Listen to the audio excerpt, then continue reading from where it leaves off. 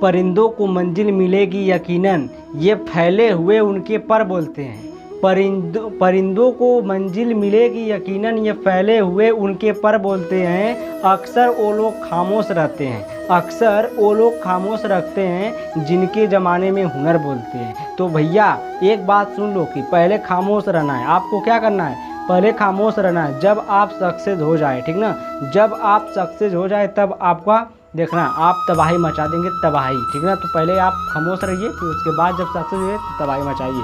तो देखिए यहाँ पर मैं आपको देखिए NCERT रसायन विज्ञान कक्षा 10 अध्याय 3 यानी कि धातु एवं अधातु जो लेसन है धातु एवं अधातु, इसमें कि 3 वीडियो मैं बना चुका हूँ, डिस्क्रिप्शन में लिंक है या फिर जाइए प्लेलिस्ट में आपको मिल जाएगा, ठीक ना। तो यहाँ पर देखिए, यहाँ पर धातुओं के रासायनिक गुणधर्म में पॉइंट नंबर 4 यानी कि पॉइंट नंबर 3 हम पढ़ा चुके हैं, ठीक ना। तो यहाँ पर देखिए पॉइंट नंबर 4 में क्या है कि धातुओं की अन्य धातु कह रहा है कि धातुओं की अन्य धातु लवणों के साथ अभिक्रिया, ठीक ना। जो लवण होते हैं, जो साल्ट होता है, कह रहा है कि जो धातु होते हैं उनके अन्य धातु लवण के साथ अभिक्रिया कराना है, ठीक ना। तो यहाँ पर देखिए धातु ले लिया हम, कोई ए है, ये धातु है तो धातु को हम ए मान लिए, यहाँ पर लिख लिए कोष्टक में ए, ठीक ना। तो ए धातु है। लवण विलयन कौन है? लवण विलयन आपका देखिए लवण विलयन बी है, ठीक ना। कौन है? लवण विलयन बी है।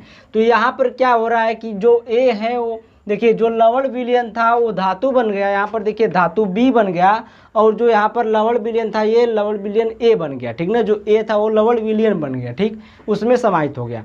यानी कि देखिए यहाँ पर जैसे मैं एग्जाम्पल में आपको यहाँ पर दिखा दे रहा हूँ, एग्जाम्पल लिया हूँ कि Fe, ठीक ना, FeCuSO4। तो Fe क्या है? आयरन है, और CuSO4 क्या है कि कापर सल्फेट है। तो कापर सल्फेट में क्या करता है? Fe क्या होता है कि Fe की जो अधिक, यहाँ पर लिखा गया है अधिक क्रियाशील कम क्रियाशील, तो Fe जो होता है, Fe जो आयरन होता है कापर से अधिक क्रियाशील होता है, ठीक ना। तो कापर से अधिक क्रियाशील होने की वजह से ये क्या करेगा? कापर को इसके स्थान से हटा देगा, ठीक ना।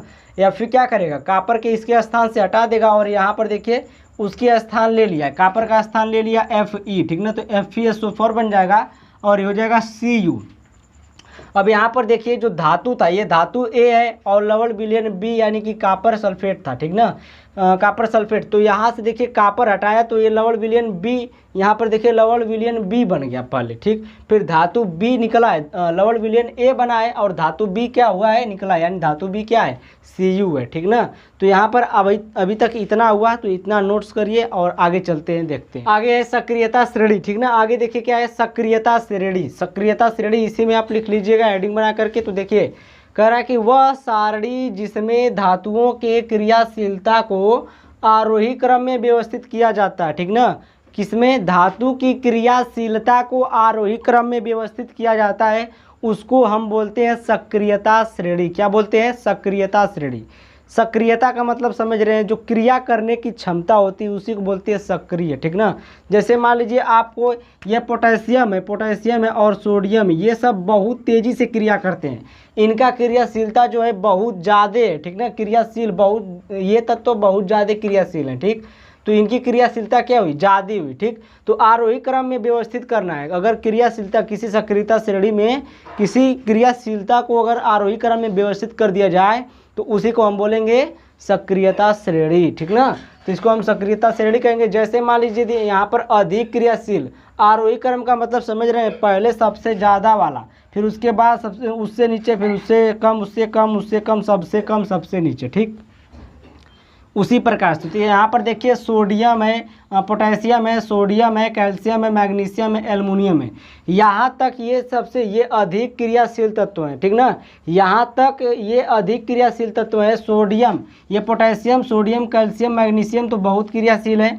यहाँ से एल्युमिनियम जो है, जिंक है, यहाँ पर आयरन है, Pb है, लेड, ठीक ना, हाइड्रोजन है, कापर, ये सब मध्य में आते हैं। मध्य का मतलब थोड़ा हल्का क्रियाशील है, ठीक ना। अब देखिए सबसे कम में आते हैं Hg, पारा, यानी कि Ag यानी कि सिल्वर यानी कि चांदी, आप जानते होंगे, और Au यानी कि सोना, ठीक ना। ये सबसे कम क्रियाशील है। यानी कि अगर हम देखिए इस तरह लिख दिए, ठीक, इस तरह से लिख दिए CuSO4 और प्लस में लगा दिए Fe, ठीक ना। तो ये Fe क्या करेगा, Fe देखिए Fe ऊपर आया है ना, तो इसकी क्रियाशीलता अधिक है, इसकी क्रियाशीलता अधिक है। अभी मैं एग्जाम्पल में बताया था, इसी प्रकार का उदाहरण लिया था, ठीक ना। तो इसमें देखिए Fe इसकी जगह ले लेगा, इसको हटा देगा, क्यों? क्योंकि इसकी क्रियाशीलता इससे ज़्यादा है, यानी कि इसके पास पावर अधिक है, ठीक ना। इसके पास पावर क्या है, अधिक है, और इसके पास पावर कम है, तो इसको हटा देगा तो ये बन जाएगा देखिए FeSO4 बन जाएगा और Cu बाहर निकल जाएगा, ठीक ना। तो इसको बोलते हैं विस्थापन अभिक्रिया। कौन सी अभिक्रिया, विस्थापन। क्या किया है, यह कॉपर को विस्थापित कर दिया, कौन, Fe आयरन, ठीक ना।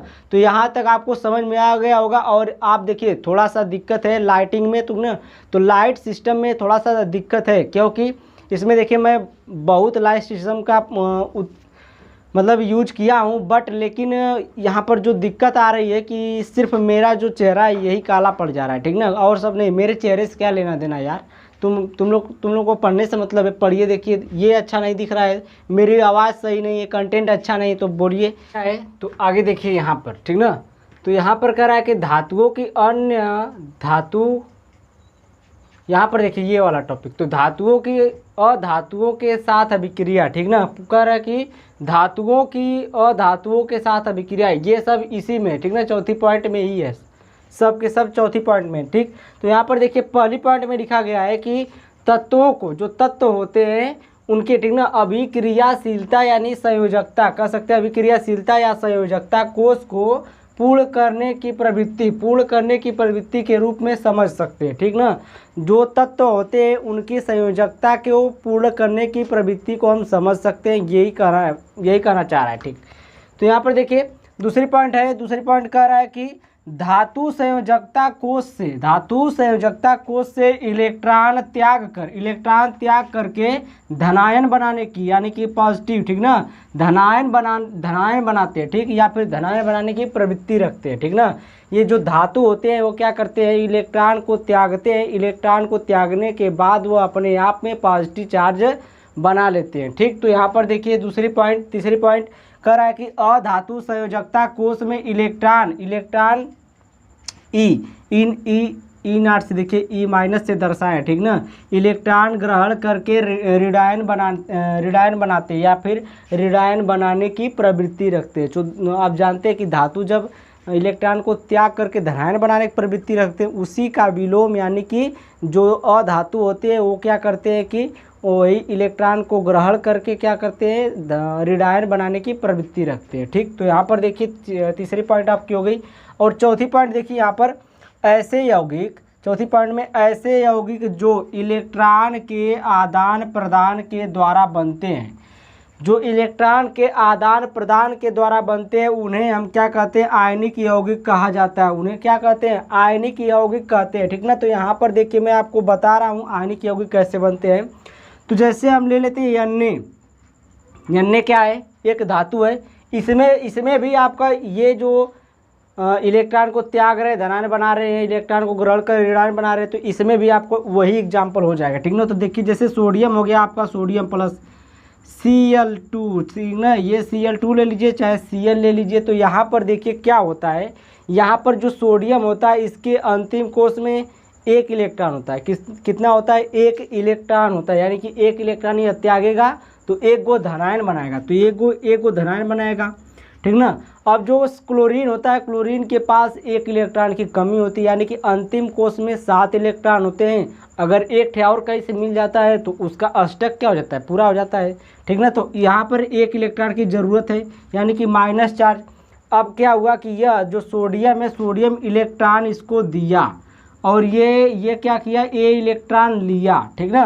किसने, क्लोरीन ने इलेक्ट्रॉन लिया, तो ये क्या बना, NaCl बना। क्या बनेगा, यहाँ पर देखिए NaCl बनेगा, NaCl यानी कि साल्ट आपका बनेगा।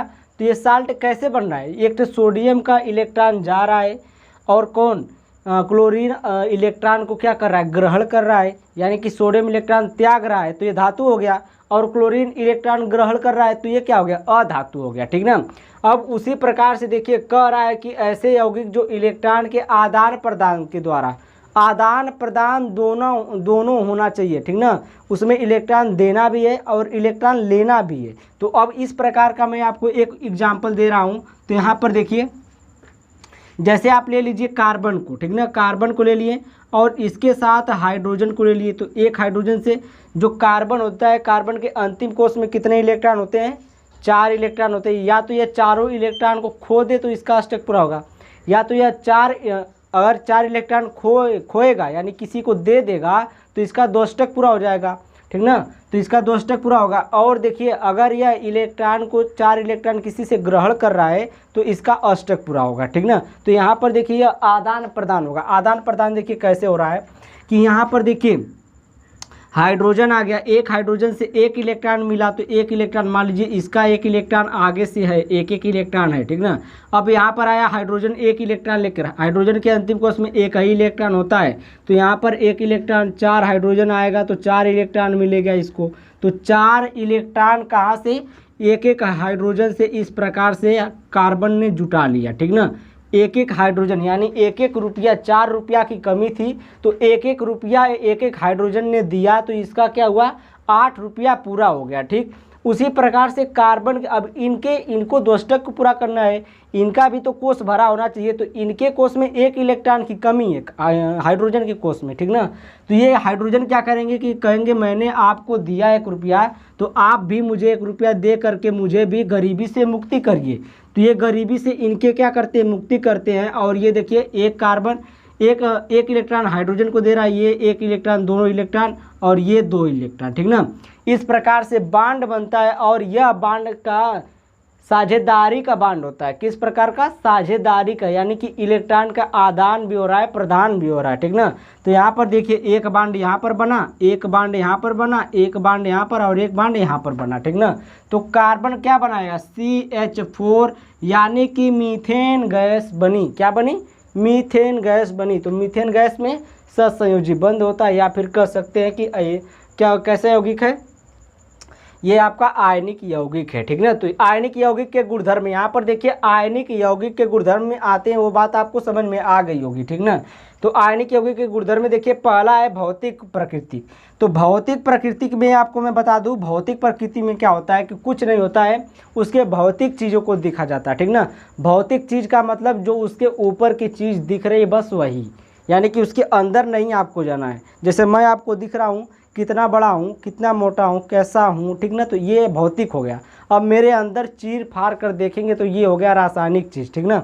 तो भौतिक चीज़ को इसमें देखिए, भौतिक प्रकृति, यह ठोस कठोर, यानी कि ठोस होता है, कठोर होता है, वह भंगुर होते हैं, ठीक ना। जो आयनिक यौगिक होते हैं वो क्या होते हैं, ठोस होते हैं, कठोर होते हैं, और क्या होते हैं, अगर उसे हथौड़ी से मार दिया जाए तो वह छिटा जाएंगे, भंगुर हो जाएंगे, ठीक ना, एकदम छिटा जाएंगे, ठीक। जैसे देखिए यहाँ पर जैसे कंचे, अब कंचे क्या होता है, कंचा आप खेले हैं, कंचा बचपन में खेले होंगे, गोली जिसे इस तरह से अंगुली से मारते थे, ठीक ना। तो कंचा कहते हैं उसी को, गोली को कहते हैं, ठीक। तो गोली में बचपन में बहुत ज़्यादा खेला हूँ और बहुत ज़्यादा जीता भी हूँ अपने बचपन में गोली। तो देखिए आप लोग भी खेलते रहिए गोली, ठीक ना। तो यहाँ पर देखिए कंचा जो होता है गोली, अगर गोली क्या है, एक आयनिक यौगिक है, गोली क्या है, एक आयनिक, अगर उसको हथौड़ी से अगर पीट दें कुछ किसी चीज़ पर रख तो वह फूट के बिखर जाते हैं। तो देखिए यहाँ पर दूसरी पॉइंट गलनांक व क्वथनांक, ठीक ना। गलनांक व क्वथनांक इसके कैसे होते हैं, तो इनके गलनांक तथा क्वथनांक अधिक होते हैं। अब देखिए जो ये कंचे होते हैं या फिर गोली होती है, इनके जो गलनांक होते हैं या फिर जो क्वथनांक होते हैं, उबलने की जो क्षमता होती है बहुत अधिक होती है, ठीक ना। यानी कि इसको जब उबाला जाता है तो बहुत ज़्यादा सेंटीग्रेड में ये उबलते हैं, तो इसीलिए कहा गया इसका गलनांक और क्वथनांक क्या होता है, बहुत अधिक होता है, ठीक ना, बहुत अधिक होता है, ठीक। अब देखिए यहाँ पर घुलनशीलता क्या है कि जल में घुलनशील परंतु पेट्रोल और केरोसिन में अघुलनशील है। इसकी जो घुलनशीलता होती है, जल में घुलनशील होता है, लेकिन जो पेट्रोल है और केरोसिन का तेल है, मिट्टी का तेल, केरोसिन का तेल का मतलब क्या समझ रहे हैं, केरोसिन का तेल का मतलब है मिट्टी का तेल, ठीक ना। मिट्टी के तेल में यह क्या होते हैं, अघुलनशील होते हैं, ठीक। मिट्टी के तेल में जैसे आप देखिए जो कंचे बनते हैं वो पानी मिला करके ही बनते हैं, उसको पिघलाया जाता है तो ये द्रव का रूप लेता है, तो द्रव का रूप लेता है यानी कि उसमें जल है, ठीक ना। तो जल है तो पेट्रोल और जो केरोसिन है इसमें वह अघुलनशील है और जल में घुलनशील है। अब देखिए चौथी पॉइंट आपकी आती है विद्युत की चालकता, ठीक ना, विद्युत की चालकता। तो विद्युत की चालकता देख लीजिए, आयनिक यौगिक जलीय विलयन और गलित रूप में। गलित रूप का मतलब समझ रहे हैं, गलित रूप का मतलब क्या होता है, पिघली हुई अवस्था। कौन अवस्था, पिघली हुई अवस्था। तो यहाँ पर देखिए मैं लिख दे रहा हूँ, आपको दिखाई दे नहीं रहा होगा, ठीक ना। तो मैं बता दे रहा हूँ कि गलित का मतलब होता है पिघली हुई अवस्था, ठीक। रूप में क्या होते हैं, विद्युत का चालन करते हैं, ठीक ना। जो आयनिक यौगिक होते हैं जलीय विलयन और पिघली हुई अवस्था में, पिघली रूप में क्या होते हैं कि विद्युत का क्या करते हैं, चालन करते हैं, ठीक। उसी प्रकार देखिए, परंतु ठोस अवस्था में विद्युत का चालन नहीं होता है। अगर ठोस अवस्था है, जैसे कंचे आप ले लिए, गोली आप ले लिए, एक हाथ में गोली पकड़िए और दूसरे हाथ में एक तार पकड़िए, जो तार बोर्ड में लगा हो, ठीक ना, बोर्ड में लगाकर पकड़िए और इसमें पकड़े रहिए और इसमें छुआइए, देखिए इस सिरे पर, तो आपको बिजली नहीं मारेगी, ठीक ना। अब उसमें छुआते छुआते आप अपने हाथ में मत छुआ लीजिएगा, नहीं तो मार देगी, ठीक। तो मेरी गलती नहीं उसमें रहेगी, ठीक ना। तो यहाँ पर देखिए, जो कि यहाँ पर आपको मैं ये पूरा चैप्टर, आपको पूरा चैप्टर तो नहीं कह सकता कि आधा से ज़्यादा चैप्टर इसमें मैं ख़त्म कर दिया हूँ, ठीक ना। 4 वीडियो में आधे से ज़्यादा चैप्टर, और 2 वीडियो और बनाऊँगा कि 2 वीडियो में आपका पूरा चैप्टर समाप्त हो जाएगा, ठीक ना। सिर्फ 2 वीडियो में, 2 वीडियो के लिए इंतज़ार है। तो आज के लिए इतना ही। तो पूरा वीडियो देखने के लिए थैंक यू, बाय बाय। और आप चैनल पर नए हैं तो चैनल को सब्सक्राइब जरूर करिएगा, ठीक ना, क्योंकि बहुत मेहनत कर रहा हूँ, देखिए एकदम पसीना से भिजा हुआ हूँ।